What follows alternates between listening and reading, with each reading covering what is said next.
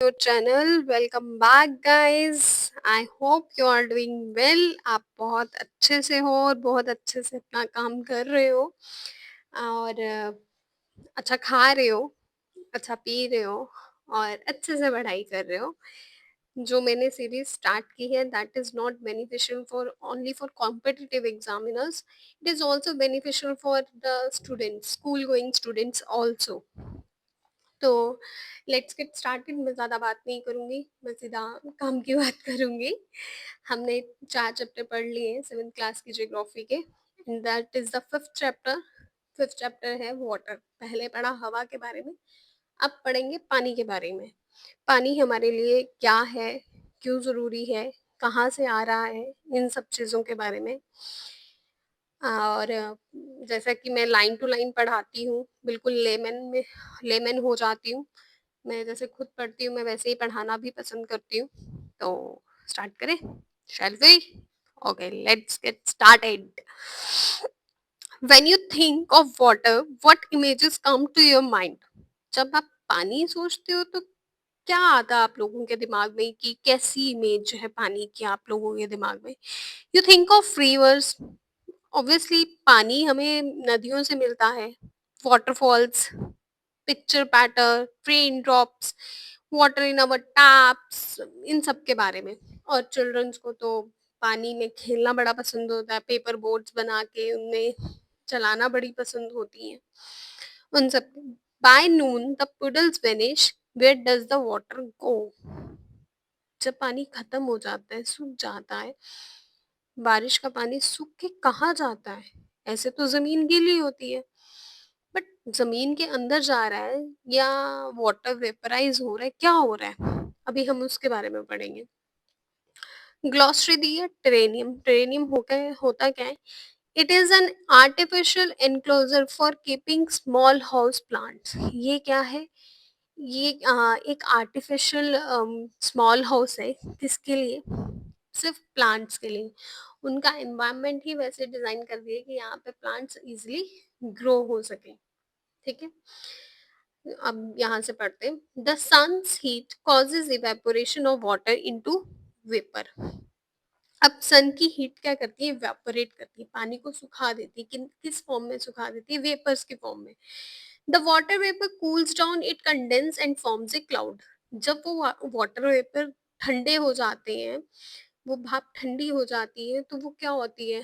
आपने देखा होगा, मम्मी पानी बॉईल करके रख देती है साइड पे, तो उसके ऊपर जो हम लिड लगाते हैं, लिड को थोड़ी देर बाद जब वो थोड़ा सा कूल डाउन होता है, लिड को हटाओ तो ऊपर ना भाप से पानी के ड्रॉपलेट्स जम जाती हैं। ठीक है, अब वही चीज होती है, जब सन हीट लाता है तो उससे क्या होती है? वेपोरेशन होती है। वेपोरेशन से होके जब वो ठंडा होगा तो वो क्या, किसकी फॉर्म बना देगा?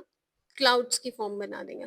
From there it fall on the land और sea in the form of rain, snow और स्लिट। अब क्या होता है, जब वो क्लाउड बन गया तो वो ड्रॉपलेट्स गिरेंगी भी तो सही ना, तो वो किस फॉर्म में गिरती है लैंड और सी के ऊपर? रेन या स्नोफॉल होता है या ओले पड़ते हैं, उस फॉर्म में गिरती है।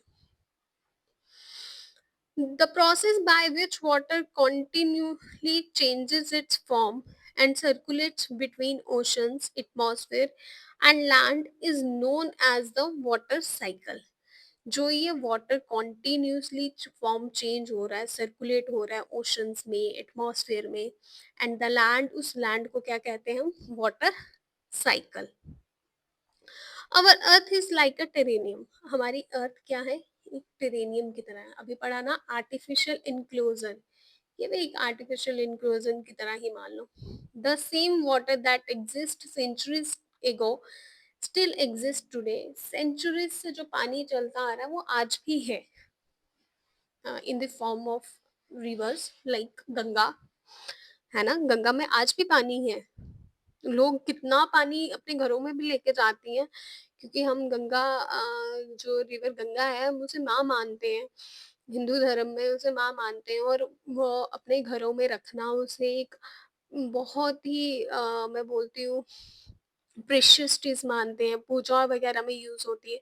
तो वो पानी है ना, वो भी कहीं से पानी आ रहा है तो कितने सालों से है।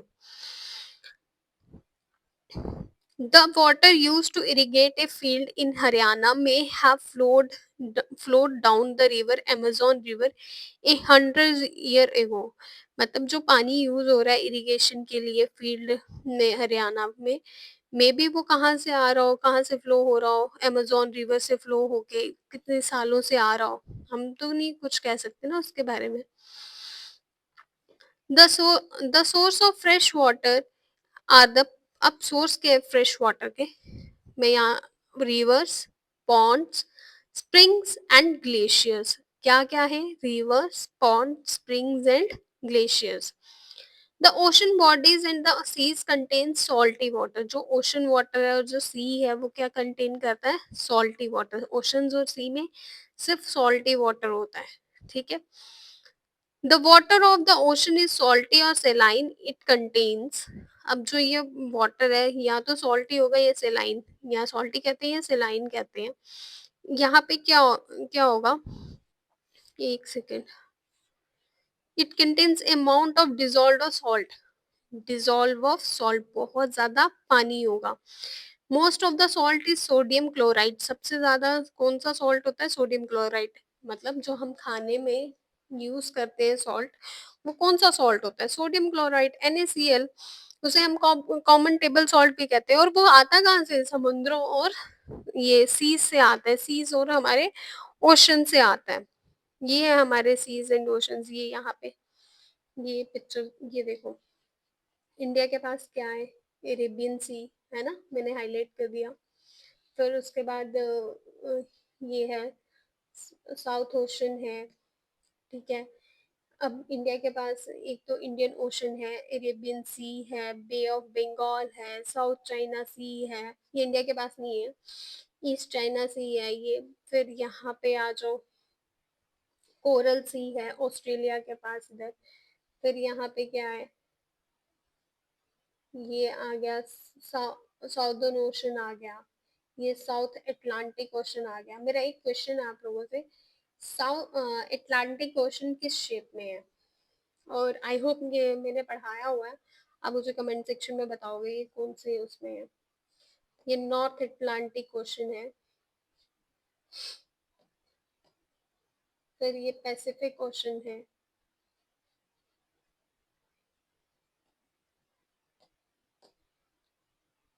यहाँ पे देखो लेक्स हैं। ये रहा हमारा ऊपर आर्टिक ओशन। तो मेन मेन ओशन है ये, आप लोगों को याद भी होने चाहिए, ठीक है। और भी बहुत सारी चीजें सीज एंड ओशंस है जहाँ से हमें मिलता है सॉल्ट, सॉल्ट देते हैं सीज एंड ओशंस। कौन सा, सोडियम क्लोराइड। सोडियम क्लोराइड को हम क्या कहते हैं, कॉमन टेबल सॉल्ट।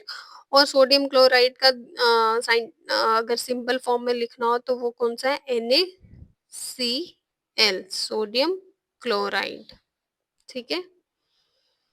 आई समझ बात, आई होप आ गई होगी।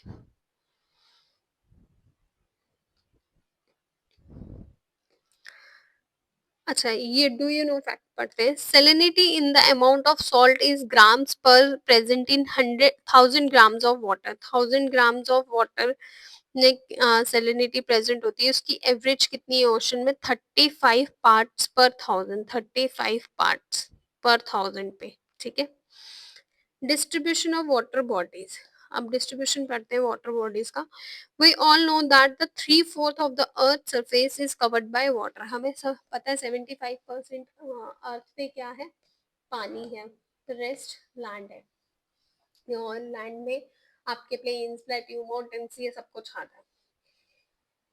फिर उसके बाद है, if there is more water than land on the earth, why do some country face scarcity. अब होगा ना, आपके मन में एक बात आएगी कि अगर इतना पानी है, 75% पानी है, तो फिर भी कुछ एरियाज में ड्रॉट क्यों है, सूखापन क्यों है। जैसे इंडिया में ही देख लो, राजस्थान, पानी की बहुत कमी है वहां पे, तो क्यों है, अगर इतना ही ज्यादा पानी है तो उसका भी तो कोई रीजन होना चाहिए ना हम लोगों के पास। Is all the water on the earth available to us, मतलब ये सारा पानी अगर अर्थ पे है 75% बहुत होता है, तो ये हमारे लिए होना चाहिए। तो अब इसकी डिस्ट्रीब्यूशन देखना तो जरूरी बन जाती है। ठीक है, अब इसकी डिस्ट्रीब्यूशन आ जाओ। ओशंस पे कितना है? 97%। ओशन के पास कितना है? 97.3%। आइस कैप्स में कितना है? 2। ग्राउंड वाटर कितना है? 0.68।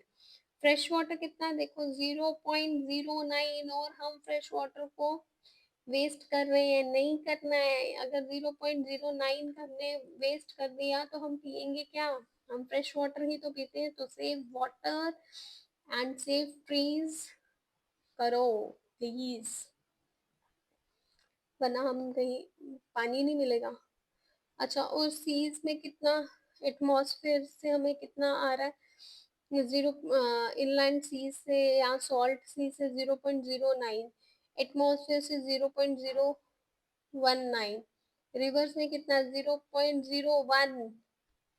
और ये देखो ग्राउंड वाटर, और ये क्या है? आपका फ्रेश वाटर है। ये 100% डिस्ट्रीब्यूशन आ गई।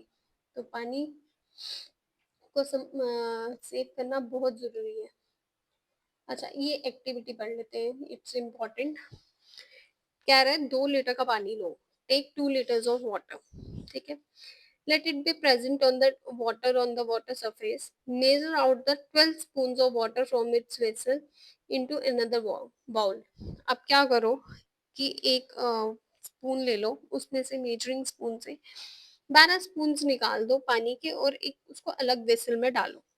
The water is that left behind in the vessel presents the salty water found in oceans and seas. जो आपने 12 स्पून पानी निकाल के अलग बाउल में रखा है, उसे छोड़कर जो रेस्ट ऑफ द आपके 12 स्पून के बाद भी जो पानी बच गया, वो है सीज एंड ओशन का वाटर, जो है सॉल्टी। इट इज सेलाइन, मतलब सेलाइन है तो सॉल्ट कंटेन होगा कौन सा? NaCl। NaCl।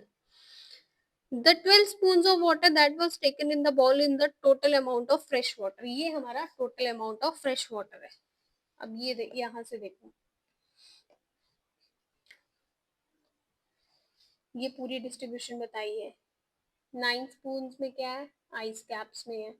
सिर्फ 2 स्पून है जो ग्राउंड वाटर में है। तो 1.5 स्पून कहाँ पे है? फ्रेश वाटर लेक्स में। और 1 ड्रॉप कहाँ पे है? रिवर्स में।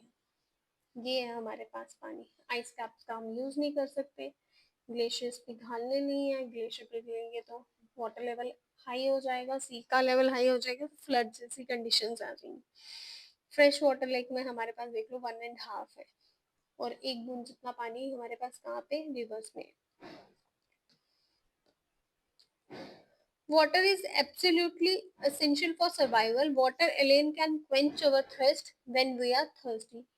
जब हमें प्यास लगी होती है तो सिर्फ पानी ही है जो हमारी उस प्यास को बुझा सकता है, और कोई भी चीज हमारी उस प्यास को बुझा नहीं सकती है। No, don't you think we are wasting a precious source when we use water carelessly?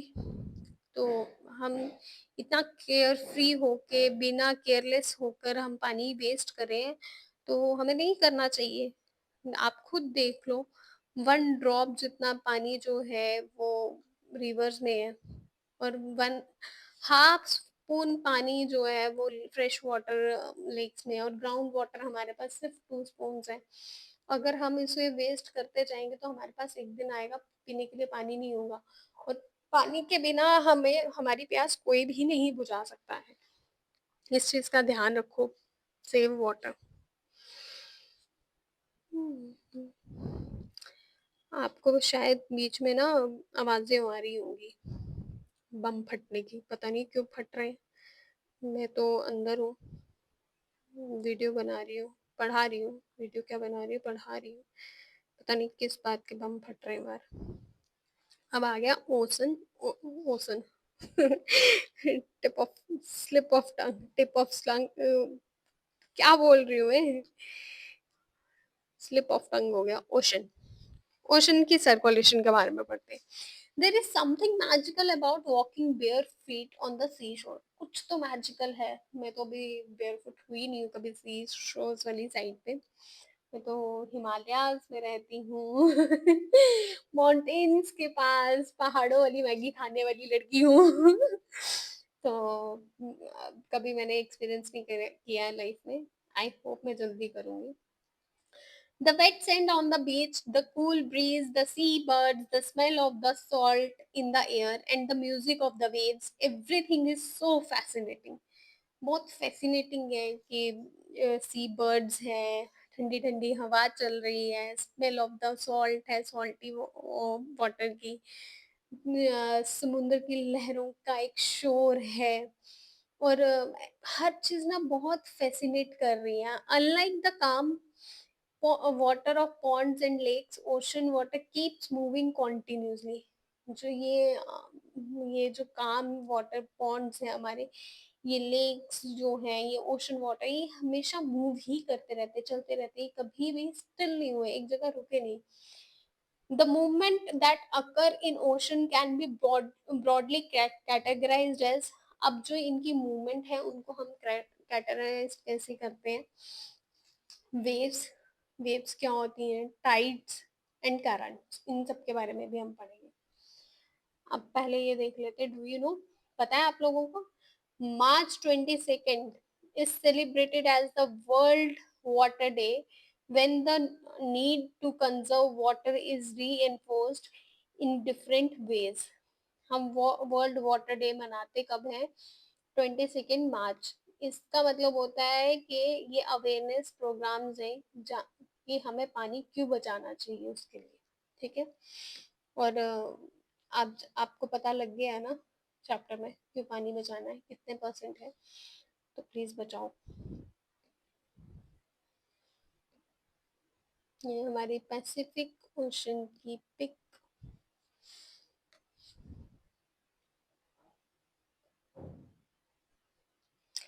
Next है वेव्स। पहले वो पूछा ना, कैटेगराइज्ड किया वेव्स, टाइड्स एंड करंट्स के बारे में। अभी हम पढ़ेंगे वेव्स के बारे में। हम्म चलो पढ़ते हैं। पहले डू यू नो का फैक्ट पढ़ते हैं। Waves are formed when wind scraps across the ocean surface। The stronger the wind blow, the bigger the wave becomes। जितनी तेज हवा चलेगी उतनी ही लंबी हमारी या दूर तक हमारी वेव्स जाएंगी। ठीक है। अब वेव होती क्या है, मुद्दा तो ये है भाई साहब। Waves. When you are playing throw ball on the bench and the ball falls on the water, it what happens? आप खेल रहे हो, खेलते खेलते एक पानी की बकेट है, उसमें बॉल चली जाएगी तो क्या होगा? पानी उछलकर बाहर आएगा। It is fun to watch how the ball gets washed and back to the shore। उछल के फिर वापस भी तो आती है ना बाहर ball. When the water on the surface of the ocean rises and falls alternately, they are called waves। वैसे ही ओशन की वेव्स हैं। वो सरफेस से ओशन से राइज होती है, कहाँ पे आके गिरती हैं? शोर पे आके गिरेंगी, ओशन के साइड पे आके आएंगी, टकराएंगी हवा के साथ। जितनी तेज हवा उतनी लंबी वेव होगी और उसे हम क्या कहेंगे? वेव्स। वेव्स होती क्या? जितनी लंबी तेज हवा होगी उतनी लंबी वेव्स होंगी। और ये क्या होती है? On the water on the surface of the ocean, surface ocean से उठती है, फिर आगे वहां पे गिर जाती हैं। एक जगह से उठेंगी फिर जंप मारेंगी, अपनी पोजीशन पे आ जाएंगी। ठीक है। ये होती है वेव्स। तेज हवा के कारण वेव्स आती है। जैसी हवा वैसी वेव।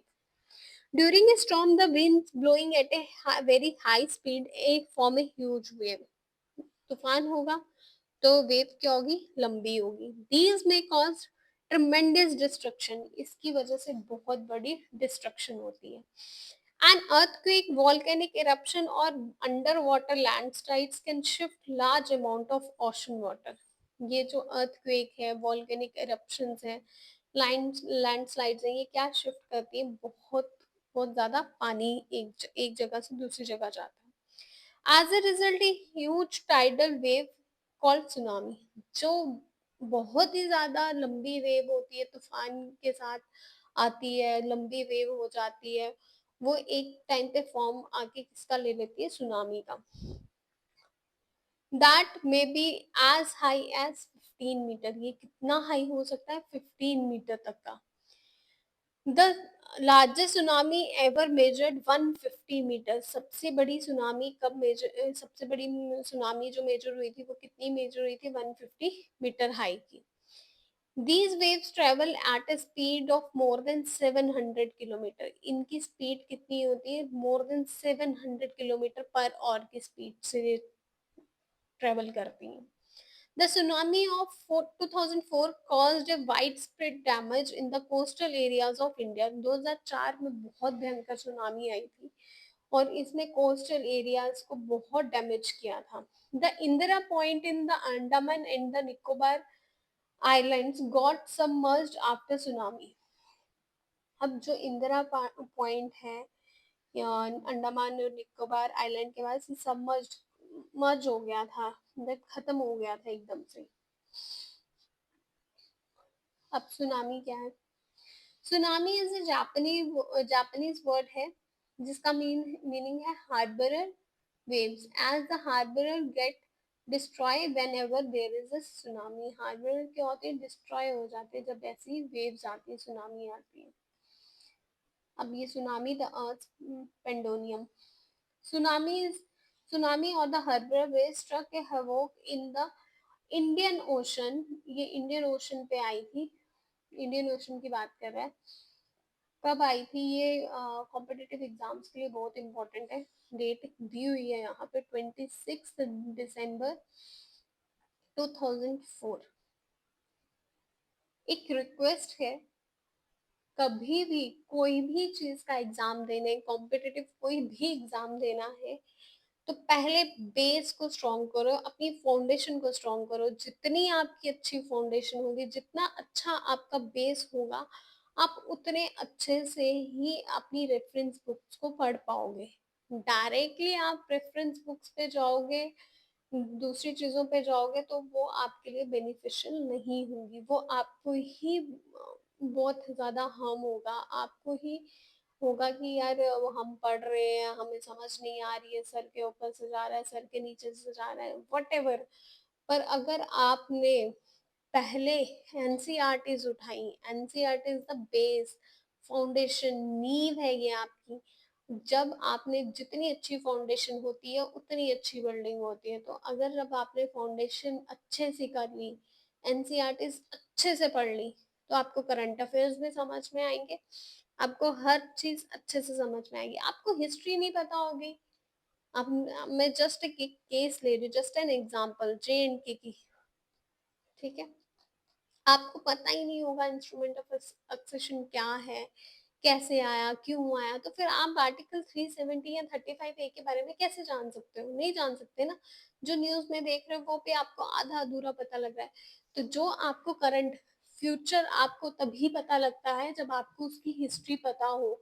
हिस्ट्री नहीं पता होगी तो फ्यूचर के साथ उसको कनेक्ट करके आगे रिप्रेजेंट क्या करोगे आप। तो अगर कोई भी कॉम्पिटिटिव की तैयारी कर रहे हो, पहले बेस स्ट्रॉन्ग करो। अब पता है 2004 में सुनामी आई, अगर क्वेश्चन आ गया कब आई थी, 2004 में कब आई थी, 26 26 दे दिया, बाकी उन्होंने मंथ चेंज कर दिए, फिर क्या करोगे।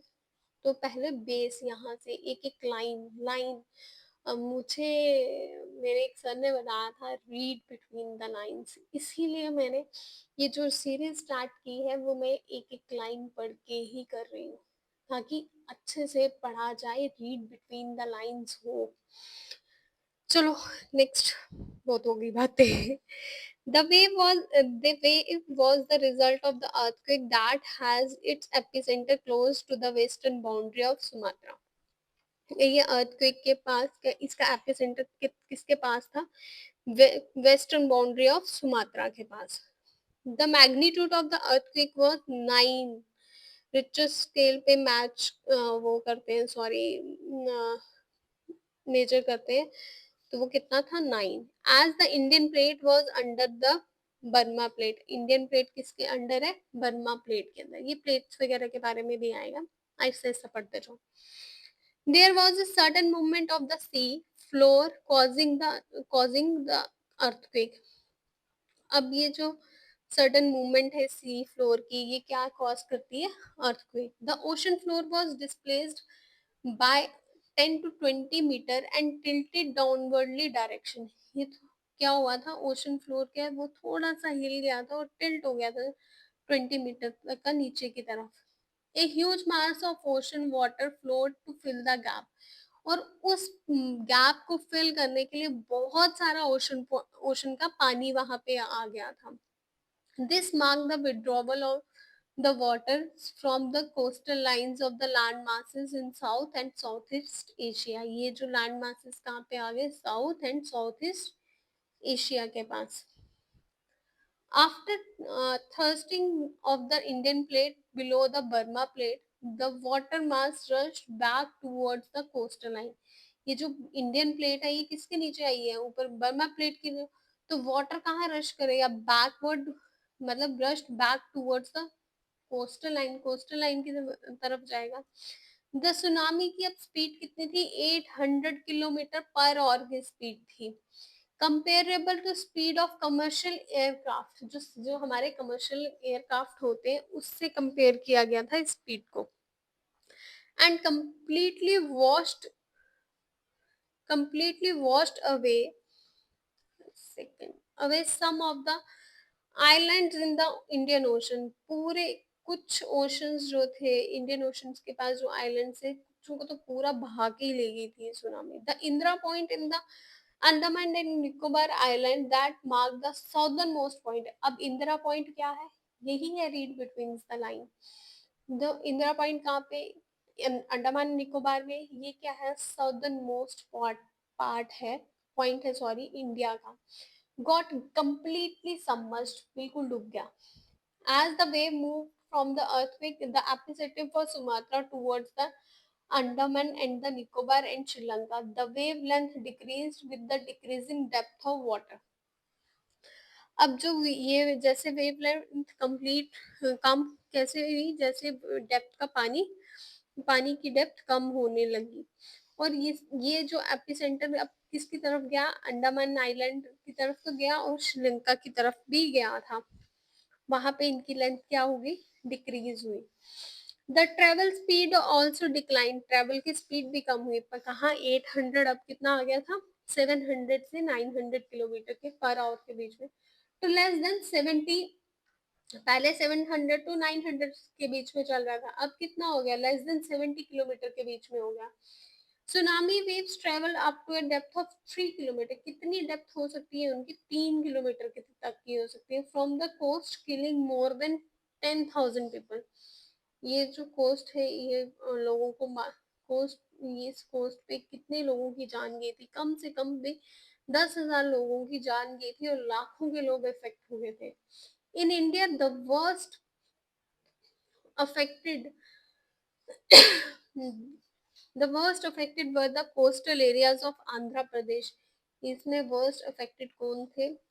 एरियाज कौन था? आंध्र प्रदेश, तमिलनाडु, केरला, पुदुचेरी, अंडमान एंड निकोबार। अगर आपसे पूछ लिया जाए कॉम्पिटिटिव एग्जाम्स में, या जो बच्चे स्कूल में टेस्ट देने वाले, पेपर्स आ रहे हैं, बोर्ड्स आ रहे हैं, बोर्ड्स तो 7th के कहाँ ही होंगे, बट स्कूल पेपर्स हैं, आपको एक क्लास पास करनी है। अगर आपको पूछ लिया जाए कि कोस्टल एरियाज में जब 26 दिसंबर को 2004 में सुनामी आई थी इंडिया में, तो कौन कौन से एरियाज इफेक्ट हुए थे? तो नाम तो पता होने चाहिए ना। तो that is Andhra Pradesh, Tamil Nadu, Kerala, Puducherry and the Andaman and the Nicobar. While the earth cannot be predicted in advance, अर्थ को कभी भी, जो ये अर्थक्वेक आता है, हम इसे कभी भी पहले कभी नहीं प्रेडिक्ट कर सकते। It is it is possible to give a 3 hour notice of a potential tsunami. Tsunami के लिए भी हम सिर्फ 3-4 घंटे का नोटिस दे सकते हैं, उससे पहले नहीं। Such early warning systems are placed across the Pacific Ocean but not in Indian activity। है बट पैसिफिक ओशन के उधर है, इंडियन एक्टिविटी इंडियन ओशन में नहीं आती। Tsunamis are rare in the Indian ocean. Tsunamis बहुत रेयर आती है इंडियन ओशन में, as the seismic activity is less as compare to the Pacific ocean. Pacific ocean में आती रहती है, वहां पे सिस्मिक वेव्स आती रहती हैं, इंडियन ओशन में इतनी नहीं आती है, तो इसको प्रेडिक्ट करने की एक्टिविटी यहाँ पे इतनी नहीं है। सबसे ज्यादा प्रिडिक्शन कहाँ पे होती है, पैसिफिक ओशन में होती है। नेक्स्ट है टाइड। ठीक है, एक टाइड। ठीक है, अब हम पढ़ेंगे टाइड के बारे में। पहले वेव्स के बारे में पढ़ा, अब टाइड के बारे में। The strongest gravitational pull exerted by the sun and the moon on the earth's surfaces causes the tides. अब अर्थ पे टाइड्स कैसे आती हैं, क्योंकि जो सन की ग्रेविटेशनल पुल है और जो मून की ग्रेविटेशनल पुल है, ये अपनी तरफ से इन वेव्स को अट्रैक्ट करती हैं। जब ये अट्रैक्ट करती हैं तो इनकी वजह से क्या आती है, टाइड्स आती हैं। The water of the Earth's closer to the moon gets pulled under the influence of moon's gravitational pull। जब मून की तरफ ज्यादा पुल होती है तो उसका हम क्या कहते हैं, मून्स की तरफ, मून्स का ग्रेविटेशनल पुल इनको खींच रहा है, उसकी वजह से क्या होती है, हाई टाइड्स होती हैं। ठीक है, मून की वजह से हाई टाइड्स होती हैं। During the full moon and the new moon days the sun moon and the earth are in the same line. जब न्यू मून या फुल मून का टाइम होता है तो ये देखो, ये क्या होते हैं, सेम लाइन में होते हैं। मैं कलर चेंज कर लूं। Okay।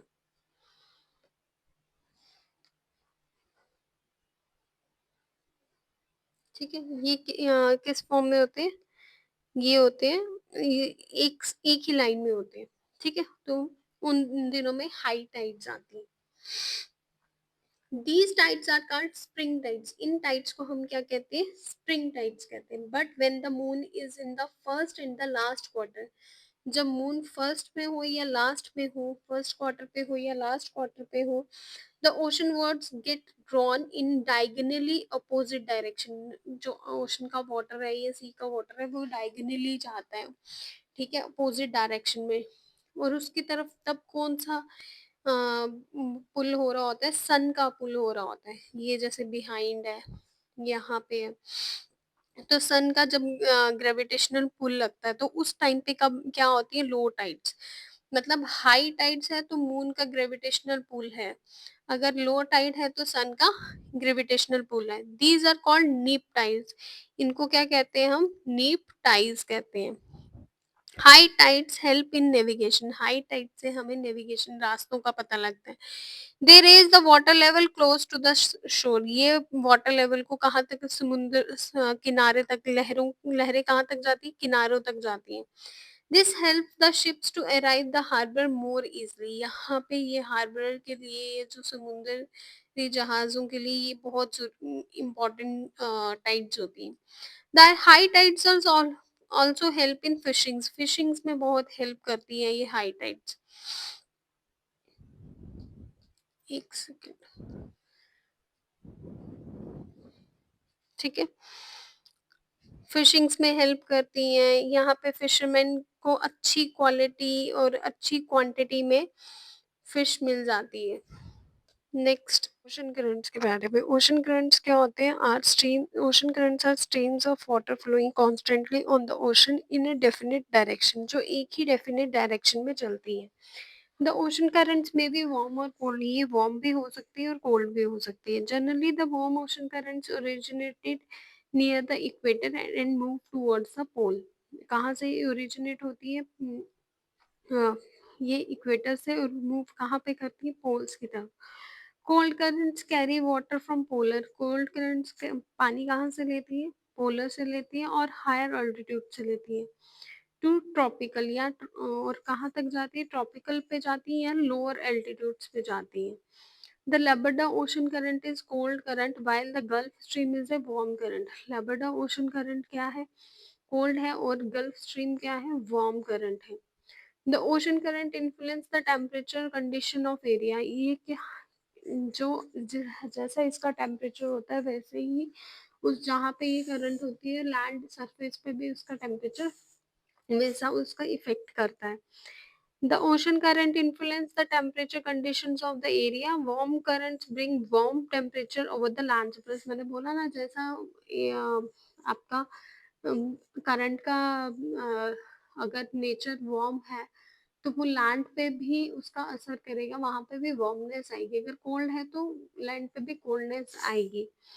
The areas where the ocean currents warm and cold currents meet provide the best fishing grounds. जो वार्म करंट से और कोल्ड करंट से ये क्या प्रोवाइड करती है, fest best fishing grounds provide करती है। किसके लिए?